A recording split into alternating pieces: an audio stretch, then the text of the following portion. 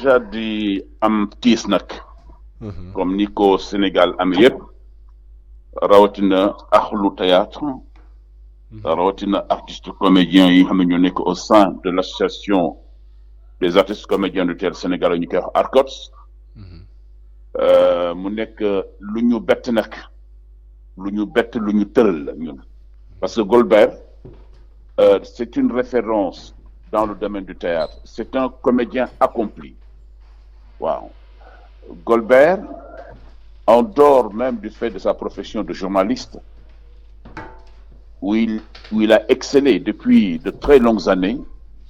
il est venu au théâtre yàgg na mais il s'est révélé à travers seen série yi ñaan def di Bara Yigo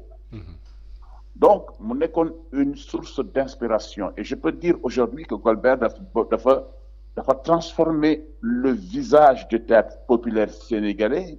justement à travers seen production yooyu ak ñoom Marie-Madeleine ñoom Néné Komé ñoom Guissé ainsi de suite vraiment nekkoon koo xamante ni kii macha allah ku yaatu la ku généreux dans le domaine du théâtre parce qu'un véritable comédien il faut nga am générosité sinon doo mun dem sur scène et on a remarqué sur ça de Golbert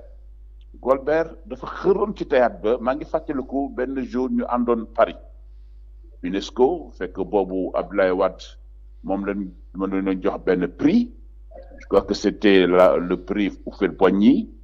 ñu demoon foofu mu waroon def prestation comme ñeneen mais biñu dem ba foofu affaire bi xaw a yeex ci côté parce qu'il devait monter sur scène mais ki yoonu programme bi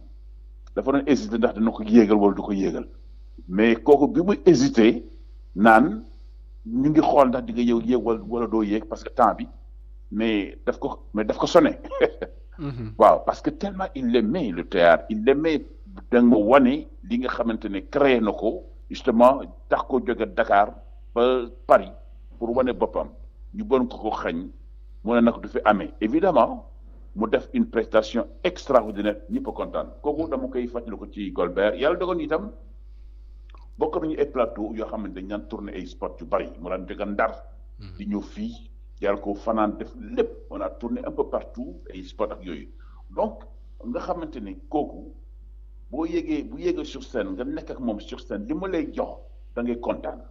ça c'est un comédien accompli ma gis ko ci Golbert moo tax aujourd'hui dama ni Golbert son œuvre aujourd'hui doit être une œuvre de référence boo xamante ni xale yi ndaw ñi nga xam ne dañ nekk ci diggu doomu métier bi dañ ko war a jàng ànd ak ci ak humilité eh bien nous avons vu cette humilité-là chez Golbert vraiment ce professionnalisme-là et bien cette aisance dans la parole et dans le vers dramatique ça c'était Golbert Diagne c'était quelqu'un boo xamante ne bii dafa amoon un naturel extraordinaire au niveau du jeu waaw moom sax daa woon bu la nekkee sax nga ne bu ko jox texte l'essentiel xamal nekku lii laa bëggal mu defal la ko voilà ça c'est être un comédien il savait porter cela sur sa carapace moo tax véritablement ñàkk nañu waaw yàlla dëggal def na itam ren jii en 2020 bii nii association des écrivains du Sénégal ak le président Alioune Badara Bèye dégg nga ma dañu jógoon pour sargal ko cette année waaw mais comme xamoon nañ ni daf ko tëraloon mais fekk na le président Alioune Badara Bèye woowoon son fils Malal ne ko comme sa papa dafa feebar mais yaa koy représenté pour jëlal ko son trophée le trophée il est déjà là il est déjà fait mais affaire kii bi pandémie bi moo tax mënuñu koon attribuer mais dañuy xaar ba jëmi jamono eh bien ba ñu fi sedd ñu ngi ñaan sunu borom bi seddal ko ba feebar bi dem yoonam ñu doog a def cet événement là ce sera donc un événement boo xam ne sera organisé à titre posthume c'est que demam bi mu dem nii je pense que dana mën a tax par exemple j'étais en train de discuter avec le président de l'ARCOS de Saint-Louis parce que xam nga bi ñu doog a créer l'ARCOS dañu demoon implanté wu la branche ARCOS de Saint-Louis Mame Seye jiite ko parce que dañu xamoon ni Golbert mënoon na porter le théâtre au niveau de Saint-Louis avec sa troupe moo tax bi nga xam ne jokkaan nag ñoom léegi dama ñu leen jot na aujourd'hui ngeen xool l'œuvre de Golbert Diagne et puis roy ci pour mën a gën a jëmale théâtre au niveau de Saint-Louis et au niveau même national. Parce que l'empreinte de Golbert au niveau du théâtre c'était unique. Sa couleur était unique. Golbert rien que Golbert c'était une sorte de Molière sénégalais. Voilà, une sorte de Molière au sénégalais. Je pense que c'est une chance que nous avons d'avoir quelqu'un comme Golbert. Moo tax à travers tout ce qu'il a produit dafay laaj aujourd'hui ñu càmbaraat ko génn ci yeneen i technique de jeu yeneen technicité de jeu pour permettre aux jeunes qui sont ici ñu nekkaat ci beneen niveau de création théâtrale. Et je pense que Golbert il le mérite pour que son œuvre puisse évidemment prospérer à travers l'histoire et à travers le temps. D'accord alors yow acteur de la communication nga ràññeeku nga ci milieu communication Golbert Diagne également il était ku ràññeeku woon ci wàllu communication ba taxawaloon na Teranga FM di rajo bi nga xam ne moo nekk foofu ca Saint-Louis sur le plan de la communication ban témoignage nga mën a def ak lan moo nekk selon yow son potentiel sur le plan de la communication.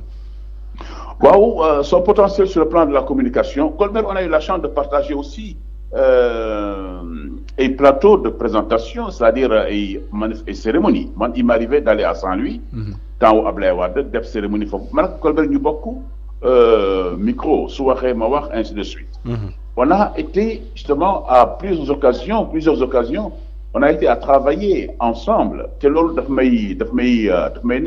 Golbert, c'est quelqu'un qui avait sur le plan de la communication, une facilité, une aisance verbale. Voilà, comme nous l'avons fait dans le sport. Alors, ça